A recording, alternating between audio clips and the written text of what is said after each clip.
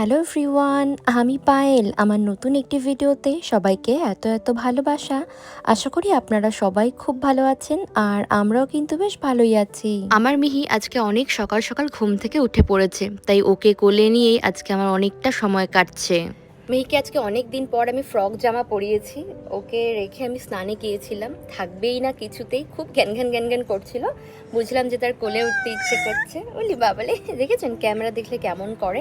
তো যাই হোক, আজকে আমি রান্নাবান্না করতে যাব, অনেকটাই বেলা হয়ে গিয়েছে। আজকে হলো শুক্রবার। বাইরের ওয়েদার যেমনটা দেখতে পেলেন ভীষণ সুন্দর, আর সম্ভবত আগামীকালকে হয়তো বৃষ্টি হতে পারে, কিন্তু তারপরেও আজকে আকাশটা একেবারে দেখার মতো, ঠিক যেন মনে হচ্ছে আগাম শারদিয়া ব্যাপারটা। মেয়েকে আমি ওয়াকারে রেখে ছেড়ে দিয়েছি, এখন ও ওর মতো করে খেলছে। মিচ্ছেন না, না মাম্মা, ছাড়ো এটা, ছাড়ো ছাড়ো এটা, ছাড়ো ছাড়ো মিচ্ছেন।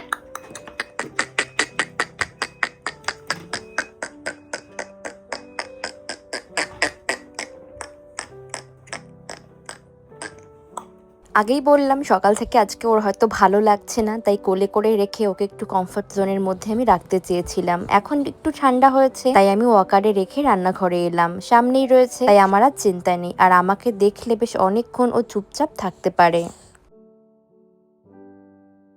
আজকে রান্না বান্নার অত ঝামেলা নেই, সিম্পল মাংসের ঝোল রান্না করব, আর একটা মাছের ঝোলও বানাবো, ছোট মাছের ঝোল। তো মাংস রান্নার জন্য আমি সবার আগে আলুগুলোকে ডুমো ডুমো করে কেটে নুন হলুদ দিয়ে মাখিয়ে সর্ষের তেলে ওদিকে ভাজতে বসালাম। আর এই ফাঁকে আমার মিহির দুপুরের লাঞ্চ, সেটাও আমি প্রেসার কুকারে চাপিয়ে দিয়েছি।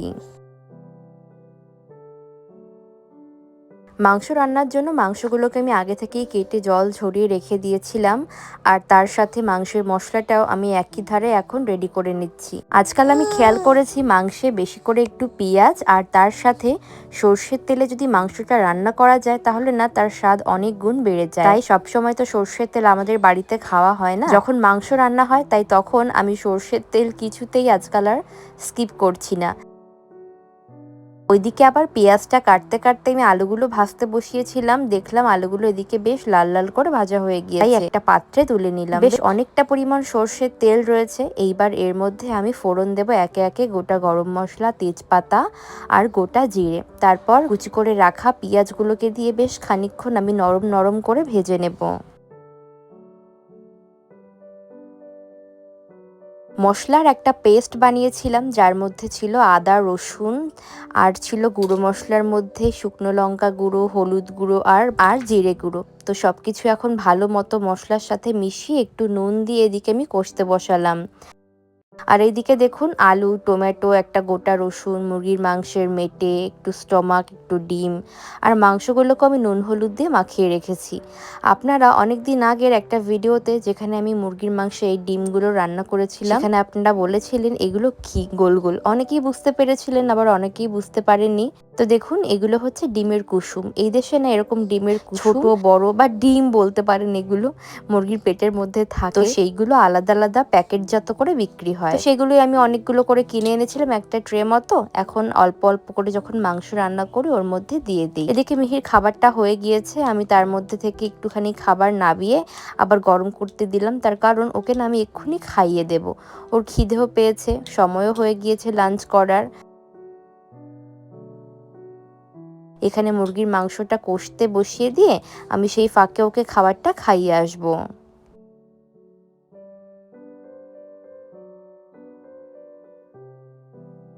এই দেশে বাইরে আমরা যখনই ঘুরতে যাই, ওই বিকেলবেলা এদিক ওদিক ধরো চুটুর পুটুর কিছু খেতে ইচ্ছা করলো, তখন জানেন তো এই মাংসের আইটেম ছাড়া ভেজ আইটেম বা চপ জাতীয় সবজির আইটেম এগুলো খুবই কম। বেশিরভাগটাই হলো মাংস আর মাছ দিয়ে স্ন্যাক্স তৈরি হয়। তবে আমাদের এখানকার যে মাংসগুলো আমরা পাই, ওইগুলো না আমাদের দেশের মতো অত টেস্টি না। দেশে আমার খুব ভালো করে মনে আছে, ইভেন এখনো যখন বাড়িতে যাই, যেদিন মাংস রান্না হয় সেদিন বাড়িময় একটা অন্যরকম আনন্দ খাওয়া দাওয়ার জন্য কাজ করে, আর তার সাথে একটা অন্যরকম মাংসের স্বাদ তো আছেই। এখানে আপনি মাংস যতই ভালো করে কষিয়ে রসিয়ে রাঁধুন না কেন, এই ফ্রোজেন মাংসের স্বাদ কখনো দেশি ওই ফ্রেশ মাংসকে হার মানাতে পারবে না। মুরগির মাংসগুলো আমি প্রথমে একটুখানি জিরে, লঙ্কা, নুন, হলুদ, তেল দিয়ে মাখিয়ে রেখেছিলাম। ম্যারিনেট হওয়ার পর আমি মাংস ভালো করে কষিয়ে নিয়ে তার মধ্যে ভেজে রাখা আলু, ডিমগুলো, স্টোমাক, মেটে এগুলো সব কিছু দিয়ে দিলাম। আর মুরগির ফিট খেতে আমার তো খুব পছন্দ, দুর্দান্ত লাগে মুরগির ফিট খেতে। জানেন, যারা যারা মুরগির ফিট খেয়েছেন তারা নিশ্চয়ই আমার সাথে একমত হবেন যে এটা কতটা টেস্টি। খেলতে খেলতে আমার মিহি ক্লান্ত হয়ে পড়েছে, ও এখন ঘুমিয়ে পড়েছে। খাবার দাবার ওর খাওয়া রেডি, পেটে খাবার থাকলে ও এমনিতেই সুন্দর মতো ঘুমিয়ে যায়। তাই ওকে আমি ক্যারিয়ার ব্যাগে সুন্দর মতো আমার পিঠে বেঁধে নিয়েছি। এখন শোয়াতে গেলে আর ঘুমোবে না, তখন ঘুমটা আবার ব্যাঘাত ঘটবে। তাই আমার কাজকর্ম যেহেতু হয়ে গিয়েছে, কোলে থাকলে আর কোনো সমস্যা নেই। মাংস কষা হয়ে যাবার পর সমস্ত কিছু একসাথে মিশিয়ে দিয়ে আমি বেশ ভালো মতো আরো একবার কষিয়ে জল ঢেলে দিয়েছিলাম। মাংসটা আজকে আর খুব বেশি ঝোল ঝোল রান্না করব না, তার কারণ মাছের যেহেতু একটা আইটেম তৈরি হবে, তাই আলাদা করে আর মাংসের ঝোল বেশি বেশি করে রান্না করব না। এমনিতেও মাংসের ঝোল একটু কম হলে দেখবেন ভাতটা বেশ মাখিয়ে মাখিয়ে খেতে দুর্দান্ত লাগে। আর রংটাও এসেছে আজকে খাসা, এই রং দেখেই তো পেটটা অর্ধেক ভরে যাচ্ছে। আর জানেন তো, এগুলো কিন্তু একেবারেই দেশি বা ব্রয়লার মুরগি নয়, এগুলো অনেকটা বড় সাইজের মুরগি, যেগুলো এদেশে সচরাচর ফ্রোজেন হিসেবে বিক্রি হয়। ইভেন এদেশে মুরগির মাংসের সমস্ত অংশ আলাদা আলাদা করে বিক্রি হয়, আবার গোটা মুরগিও কিন্তু কিনতে পাওয়া যায়।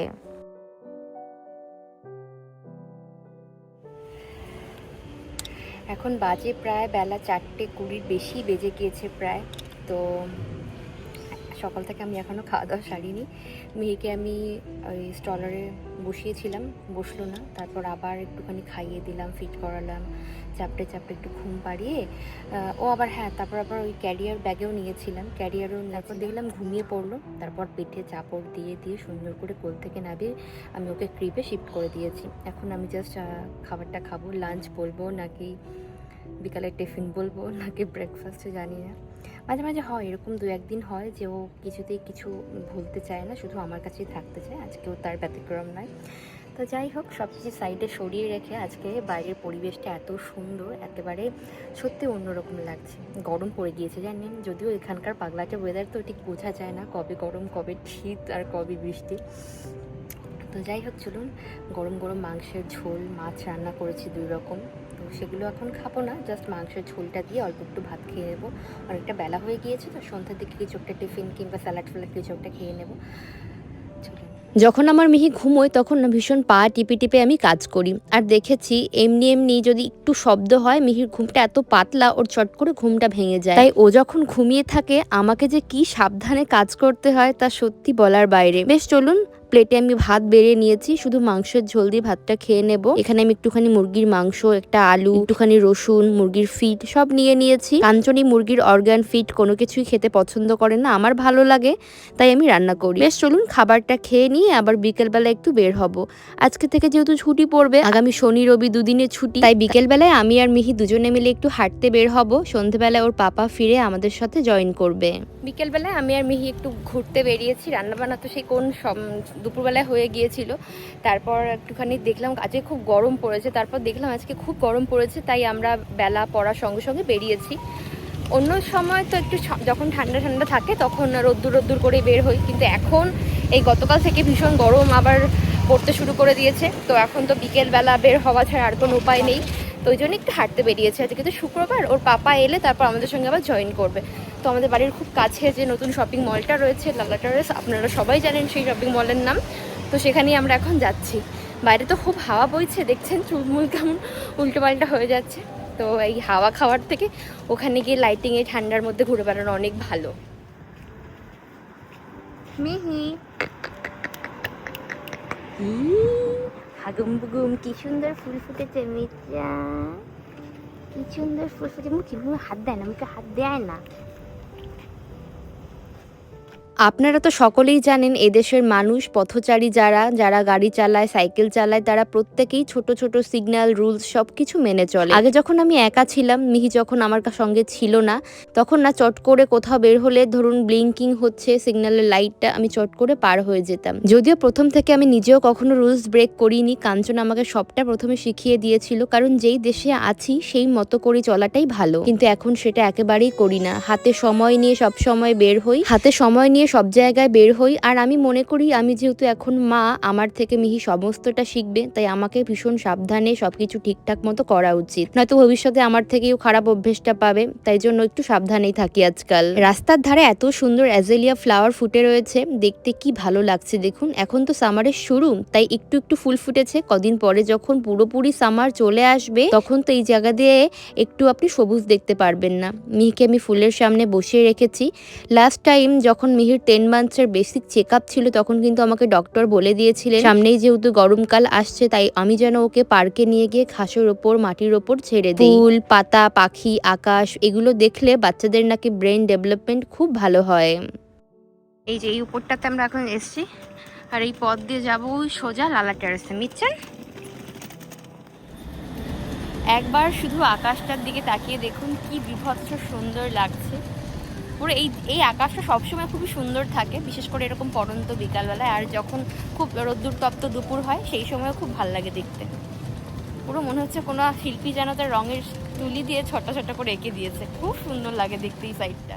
আমাদের বাড়ি থেকে স্টেশনের দূরত্ব ধরুন হাঁটা পথে ওই 6 থেকে 7 মিনিট মতো। আর একদম স্টেশনের পাশের এই লালা টেরেস নামের নতুন শপিং মলটা ওপেন হওয়াতে এত সুবিধা হয়েছে, জায়গাটা পুরো একেবারে জমজমাট হয়ে গিয়েছে। যদিও সেই 8 বছর 9 বছর আগে যখন আমি এসেছিলাম তখন এখানে একটা শপিং মল ছিল, তবে মাঝের কয়েকটা বছর সেটা বন্ধ হয়ে যায়। আবার নতুন করে এটা চালু হওয়াতে জায়গাটা একটা প্রাণ ফিরে পেয়েছে। হাতে কোনো কাজ না থাকলে এসব জায়গায় ঘুরতেও খুব ভালো লাগে। যাই হোক, সন্ধ্যাবেলায় কাঞ্চন বাড়ি ফিরে ফ্রেশ হয়ে আবার আমাদের সঙ্গে জয়েন করলো। বেশ কয়েকটা খাবার দাবার নেয়ার রয়েছে। আমরা গ্রসারি শপের ফ্রোজেন সেকশনে চলে এসেছি। এখানে না বিভিন্ন রকমের রুটি, পরাঠার দারুণ দারুণ অপশন রয়েছে। যেমন আজকে আমরা নিয়েছি প্লেন পরাঠা, তার সাথে কয়েকটা টর্টিলা ওই রুটি হিসাবে খাওয়ার মতো। এছাড়াও কিছু ফ্রোজেন সবজি নিয়েছি, যেমন ঢ্যাঁড়স, ব্রকলি, আদার পেস্টের একটা বয়াম নেব। আবার জানেন তো এই দোকানটাতে আমাদের দেশেও বিভিন্ন রকম ফল ফ্রোজেন হয়ে বিক্রি হয়। আবার আলুর পরোটা, স্টাফিং দেওয়া মেথি পরোটাও পাওয়া যায়। এমন ভাবে জিনিসগুলো পাওয়া যায়, জাস্ট বাড়িতে গিয়ে প্যাকেটটা খুলে একটু সেকে নিলে রেডি। যাই হোক, চলুন বাজার সদাই করে নিয়ে আবার আমরা বাড়ির দিকে যাই। অনেকটাই তো সন্ধে হলো, মিহিকে আবার বাড়ি গিয়ে ডিনার করাতে হবে। আজকের ভিডিওটাও না হয় আমি এখানেই শেষ করলাম। আপনাদের সবার সঙ্গে আমার দেখা হচ্ছে পরবর্তী নতুন ভিডিওতে। আপনারা সবাই খুব ভালো থাকবেন, সুস্থ থাকবেন।